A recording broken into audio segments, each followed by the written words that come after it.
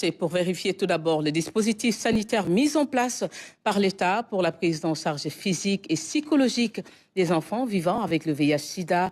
Mais le retrait des États-Unis de l'Organisation mondiale de la santé pourrait impacter la continuité des soins. Alors, quelles sont les solutions préconisées par le gouvernement? Réponse dans ce dossier réalisé par Ndeye Koumba Ndiaye. Son regard en dit long sur son courage et son abnégation. Ce garçon n'était qu'un enfant quand il a appris son statut sérologique. Je tombais souvent malade.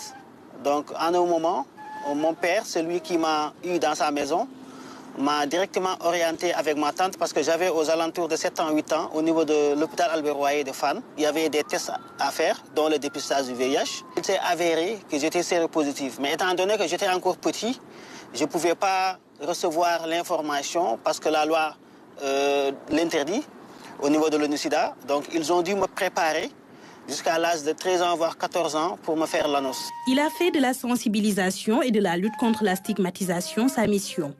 Aujourd'hui, grâce à son histoire, il aide des enfants et des adolescents à mieux vivre leur séropositivité.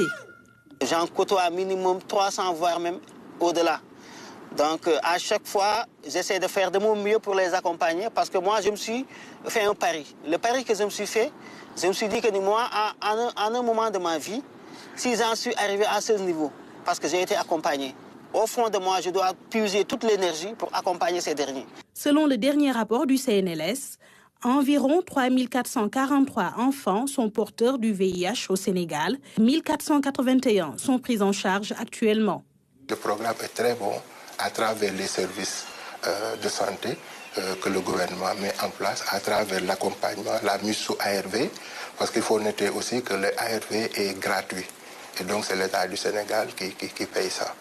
Donc ça, c'est une avancée. Les 46% concernant les enfants qu'on n'arrive pas à rejoindre, il y a des causes multifactorielles. Donc ces causes multifactorielles, on peut relever la stigmatisation. Maintenant, on a aussi des facteurs socio-économiques. La prise en charge médicale, physique et psychologique des enfants vivant avec le VIH n'est pas prise à la légère par l'État du Sénégal.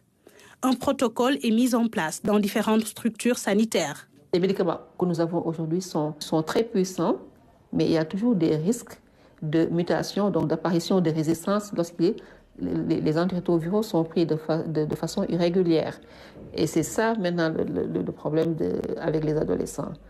On l'a un peu moins avec les enfants et avec les plus petits. C'est les formes galéniques qui posent problème, mais aujourd'hui, nous avons des formes dispersives qui peuvent prendre même bébé, en étant un bébé.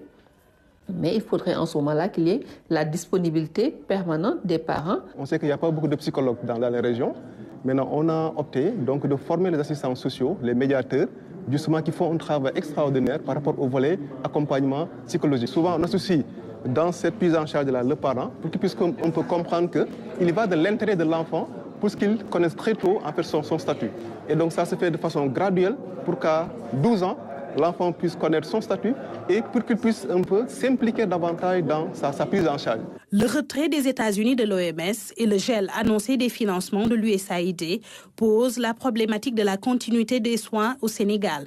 C'est quelque chose vraiment qui est tellement menaçant par rapport à la prise en charge du VIH. Aujourd'hui, le PEPFAR, à travers les fonds, les subventions des États-Unis, contribuer sur l'achat des intrants et des ARV dans des pays francophones, y compris le pays Sénégal. Mais le plus malheureux, c'est que ça peut impacter la prise en charge du VIH de notre pays. Dès que cette annonce a été faite, le programme rapidement, nous, on a essayé d'élaborer, n'est-ce pas, un plan de contingence pour voir la situation déjà. Mais avant, n'est-ce pas, on a eu à voir quelques stratégies qui sont susceptibles d'être affectées, comme la prévention, les stratégies de prévention qui sont destinées aux populations vulnérables, par exemple. Maintenant aussi, on a certains appuis pour le système d'approvisionnement de stock, comme les intrants de charge virale, mais aussi le système d'information sanitaire, donc pour voir le reporting des données individuelles à travers le tracker VIH, qui était soutenu par EPIC, aussi était comme affecté par la cessation des activités EPIC. Maintenant, le plan de contingence, c'est vraiment de voir la situation sur toutes les stratégies qui sont susceptibles d'être affectées ou qui sont affectées et voir quelles sont les alternatives qu'il faut mettre en place. Le Sénégal s'est beaucoup investi dans la lutte contre le sida. Le taux de prévalence chez les enfants a considérablement baissé. Une avancée notable qui laisse présager un avenir moins sombre.